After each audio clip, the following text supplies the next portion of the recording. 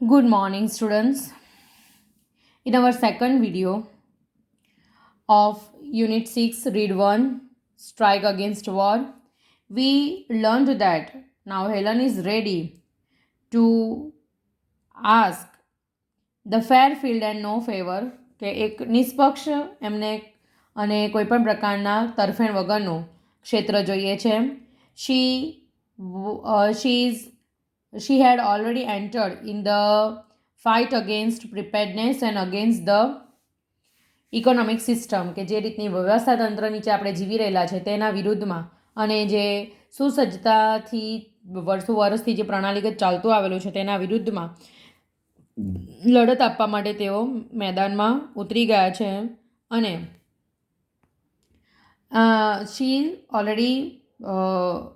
she had already told that it is to be a fight to the finish કે કેવી લડત એમણે શરૂ કરેલી છે કે જેમાં આર યા પાર એમને જવું છે.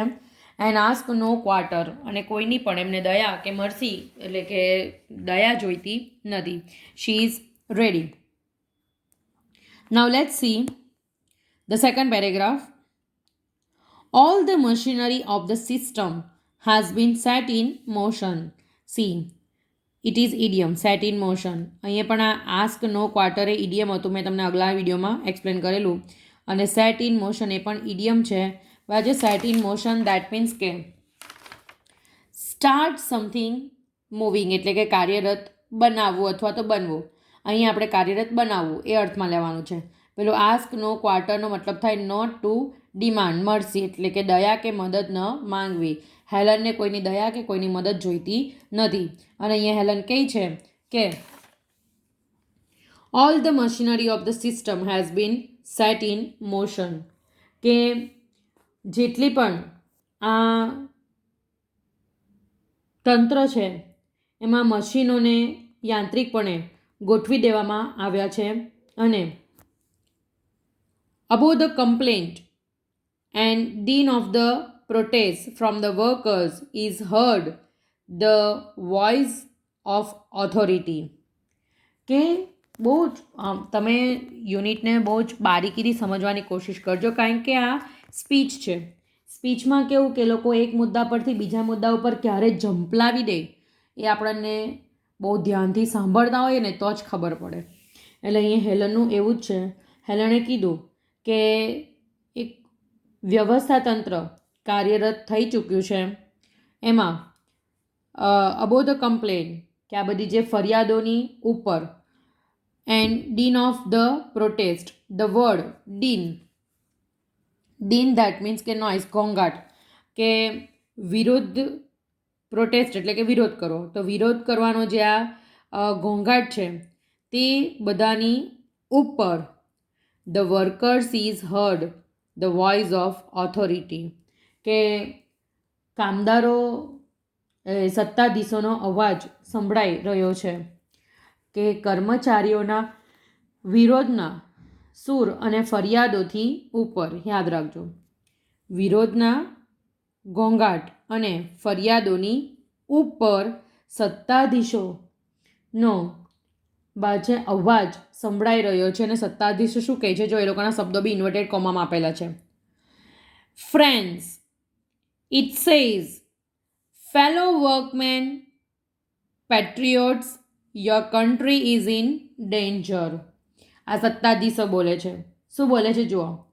સાથી કર્મચારીઓ, અહીં કીધું છે ને ફ્રેન્ડ્સ, ફેલો વર્કમેન એટલે કે સાથી કર્મચારીઓ, પેટ્રિયોટ્સ એટલે કે દેશભક્તો, your country is in danger તમારો દેશ મુશ્કેલીમાં છે, ભયજનક પરિસ્થિતિમાં છે એટલે કે ભયમાં છે.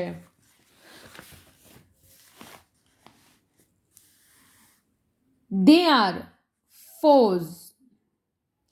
are foes on all sides of us કે એ લોકોનું કહેવું છે ફોઝ દેટ મીન્સ કે એનિમી એટલે કે દુશ્મન કે આપણે દુશ્મનોથી ચારે બાજુએથી ઘેરાયેલા છે. એ લોકો તો પોતાની ભાષણબાજીમાં આ બાબત ચોક્કસથી રજૂ કરે. There are force on all sides of us. બાજુ ઓલ સાઇડ્સ એટલે ચારે બાજુ. આપણી ચારે બાજુ દુશ્મનો એ ભરડો લીધો છે, એટલે કે દુશ્મનો આપણને ચારે બાજુથી ઘેરેલા છે. There is nothing between us and our enemies except the Pacific Ocean and Atlantic Ocean. કે આપણે અને આપણા જે એનિમીઝ છે એટલે કે દુશ્મનો છે એ દુશ્મનોની વચ્ચે માત્ર પેસિફિક ઓશન એટલે કે પેસિફિક મહાસાગર એન્ડ એટલાન્ટિક મહાસાગર જ છે, બીજું કંઈ છે નહીં. એટલે કે એટલા દરિયા જ છે. શું કહે છે ફરી એકવાર સ્પષ્ટ સમજો કે આપણે ચારે બાજુએ દુશ્મનોથી ઘેરાયેલા છે ને આપણામાં અંદર કશોય વિવાદ નથી. દેર ઇઝ નથિંગ બાજુ કે આપણામાં અંદર કોઈ જ વિવાદ નથી, પરંતુ આપણા જે દુશ્મનો છે તે પેસિફિક અને એટલાન્ટિક સમુદ્ર પડાવવા ઈચ્છે છે. બરાબર છે, એ લોકોને accept the Pacific ocean and Atlantic ocean, કે આપણી અને આપણા દુશ્મનોની વચ્ચે પેસિફિક સમુદ્ર અને એટલાન્ટિક સમુદ્ર જ છે, બીજું કંઈ છે નહીં. Look at what has happen to Belgium. Consider the fate of Serbia. આ લોકોની પણ એક સ્ટોરી છે. બધા જ રાષ્ટ્રોની કોઈને કોઈ સ્ટોરી હોય છે. જેમ કે ભારતની સ્ટોરી એવી છે કે ભાઈ ભારતને અંગ્રેજોએ ગુલામી હેઠળ રાખેલા હતા કેટલાય વર્ષો સુધી, ને 1947માં ઘણા બધા દેશ ના જે શું કહેવાય કે સેવકો કહી શકીએ કે આપણે કે જે લોકોએ દેશ માટે પોતાના જીવ આપ્યા છે અને દેશને આઝાદ કરવામાં પોતાનો મહત્ત્વનો ફાળો આપેલો છે, તો એ બધાના પ્રયત્નથી આજે આપણે એક આઝાદ ભારતમાં શ્વાસ લઈ રહેલા છે. તો એવી દરેક દેશની કોઈને કોઈ સ્ટોરી છે જ. એટલે અહીંયા આગળ હેલન એ યાદ કરાવે છે કે look at what has happen to Belgium, કે જુઓ બેલ્જિયમમાં શું થયું છે. Consider the fate of Serbia, કે સર્બિયાની જે તકદીર છે, નસીબમાં શું થયું છે તે પણ તમે જુઓ. એટલે આ બંને દેશો કોઈને કોઈ રીતે સફળ થયેલા હશે. જેમ કે ઈરાક છે તો આપણે જોઈ શકીએ છીએ કે ઘણી બધી મુશ્કેલીઓ એને સામનો કરવો પડેલો હતો. જ્યારે શું કહેવાય કે વર્લ્ડ ટ્રેડ સેન્ટર ઉપર જે હુમલો કરવામાં આવેલો અને વર્લ્ડ ટ્રેડ સેન્ટર તૂટી ગયું, ત્યાર પછી અમેરિકાએ ઈરાકની જે હાલત કરી છે, તો એ જ રીતના ઘણા બધા એવા એક્ઝામ્પલ્સ છે કે જેમાં એક દેશ બીજા દેશની સાથે બાજુ કોઈને કોઈ બાબતમાં એમની જે દુશ્મની છે એ નીકાળતા હોય છે અને એનું નામો નિશાન દૂર કરવા ઉપર આવેલા હોય છે. તો એવી જ રીતના એ બેલ્જિયમ અને સર્બિયાની પણ કોઈ સ્ટોરી હશે, તો રિસન્ટલી કોઈ સ્ટોરી હશે. તો એ જ રીતે અહીંયા આગળ હેલન એ સ્ટોરી ઉપર લોકોનું ધ્યાન ખેંચે છે. Will you murmur about low wages when your country your very liberties are in danger. એટલે હેલના કોના શબ્દો રિપીટ કરે છે? દેટ ઓથોરિટીઝ, સત્તાધીશો, કે જે લોકો કામદારોને આવી રીતના બાજુ એકદમ શું કહેવાય કે મખમલી શબ્દો લપેટતા હોય છે, કે એ લોકોને કન્વિન્સિંગ એવી સ્પીચ આપતા હોય છે. તો અહીંયા આગળ એ જ બાબત હેલન ખાલી યાદ કરાવે છે કે આ સત્તાધીશો આવું કહેતા હોય છે કે will you murmur about low wages. The word murmur એટલે કે ગણગણ કરવું, બરાબર છે. શાની વાત કરવાની વાત કરે છે? લો વેજીસ દેટ મીન્સ કે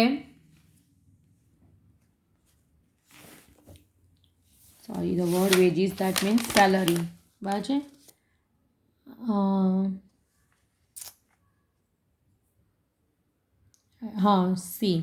વેજ દેટ મીન્સ કે સેલરી એટલે કે વેતન, બરાબર છે. એટલે અહીંયા આગળ હેલન એ બહુ સ્પષ્ટ પૂછે છે, એટલે કે હેલન નથી પૂછતા પણ પેલા સત્તાધીશોના શબ્દો હેલન રિપીટ કરે છે. તો એમાં એ સ્પષ્ટ કહે છે કે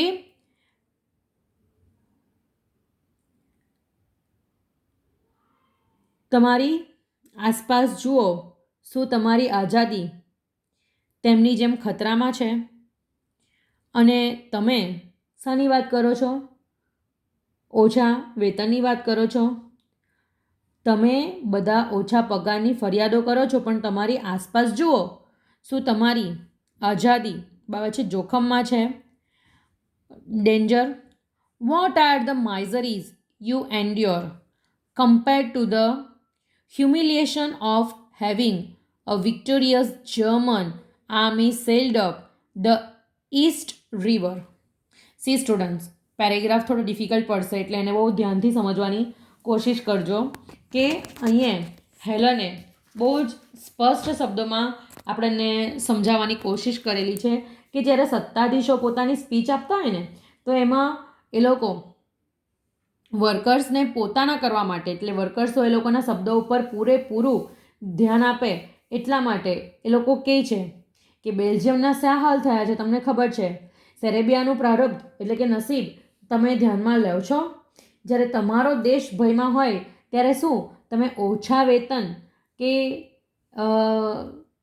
તમને મળવી જોઈતી સ્વતંત્રતા વિશે ગણગણાટ કરશો? એવી રીતના એ લોકોને અહીંયા ઉશ્કેરે છે.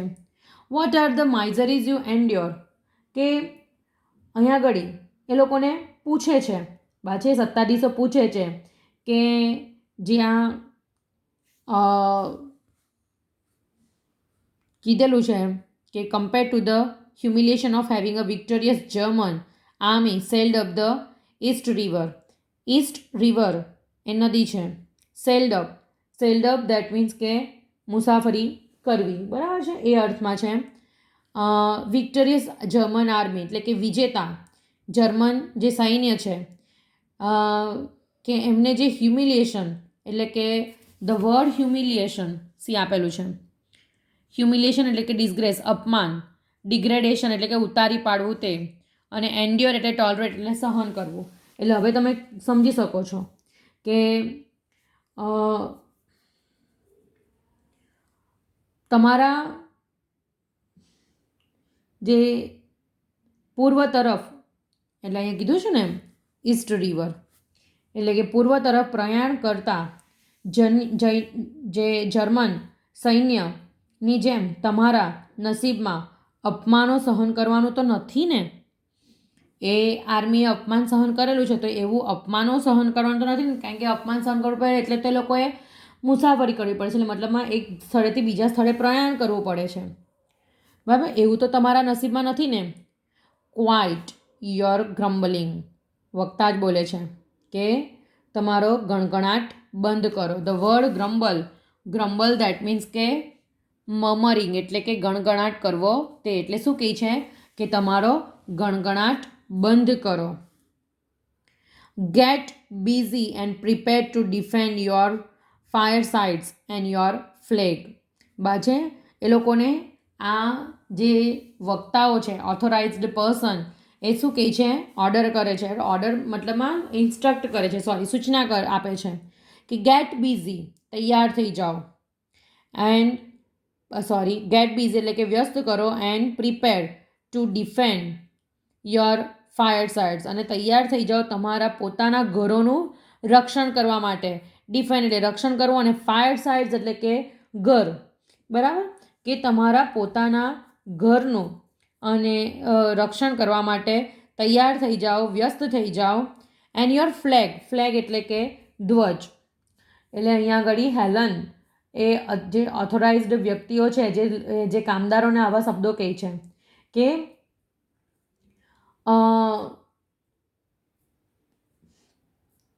કોઈ પણ પ્રકારના વિવાદ વગર તમે તૈયાર થઈ જાઓ તમારું ઘર અને તમારા રાષ્ટ્રધ્વજને બચાવવા માટે. ગેટ એન આર્મી, એક સૈન્ય તૈયાર કરો. ગેટ અ નેવી, એક નૌકા દળ તૈયાર કરો. Be ready to meet the invaders, invaders. The word invaders that means કે ઘૂસણખોરો, બરાબર છે? એ એક નવો શબ્દ છે તમારા માટે, પણ આપણે આગળના એક યુનિટમાં ભણી ગયા છે એટલે મેં એને પાછો અહીંયા આગળ ડિસ્ક્રાઇબ નથી કર્યો, પણ તમે એને સમજો. ઇન્વેડર દેટ મીન્સ કે ઘૂસણખોરો. કે like the loyal hearted free men you are, કે જે લોયલ એટલે કે નિષ્ઠાવાન, બરાબર છે. અહીંયા સ્પષ્ટ કીધેલું છે કે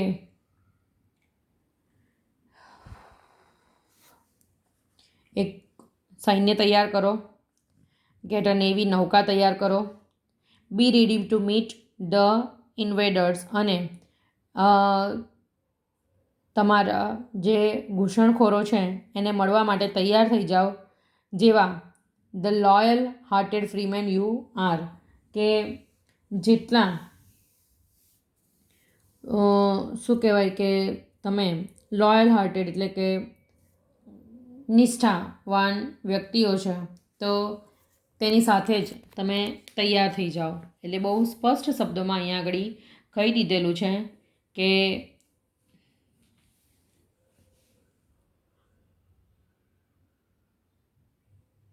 બધી જ દિશાઓમાં સૈન્ય અને નૌકાને લઈને સજ્જ થઈ જાઓ અને તેમની જેમ રક્ષણ કરવા માટે અને ઘૂસણખોરોને અટકાવવા માટે તૈયારી કરી દેવું, બરાબર છે. જે ઘૂસણખોરો છે તે લોકોને અટકાવવા માટેની તૈયારી કરી દેવું. સો here in this paragraph Helen has described the words of the authorized persons, કે કેવી રીતના એ લોકો પોતાના સ્પીચમાંથી લોકોને શું કરે છે કે આકર્ષે છે, એ લોકોને દેશ માટે ત્યાગ આપવા માટે તૈયાર કરે છે અને પોતાની ફરજો જે છે તેને ભૂલાવી દે છે, બરાબર. એટલે ઘણીવાર આપણે આપણા જે બધા નેતા કે એ લોકોના ભાષણ સાંભળીએ છીએ, તો their speech are always very much influencing us, કે આપણને બહુ જ વધારે પડતી બાજુ શું કરી જાય, આપણને પ્રભાવિત કરી જાય. અને પછી એ લોકો એ કરે કે ન કરે, પણ આપણે એમના પ્રભાવમાં આવીને એ લોકોએ જે કીધેલું છે તો ચોક્કસથી જ કરીએ. એટલે શું સારું છે શું ખોટું છે એ સમજવું બહુ જરૂરી છે. કોઈપણના પ્રભાવમાં ઇમિડિયેટલી આવી જવું નહીં. Helen through this paragraph try to explain us this, કે ઇઝીલી કોઈના કહેવામાં આવવું નહીં. Thank you.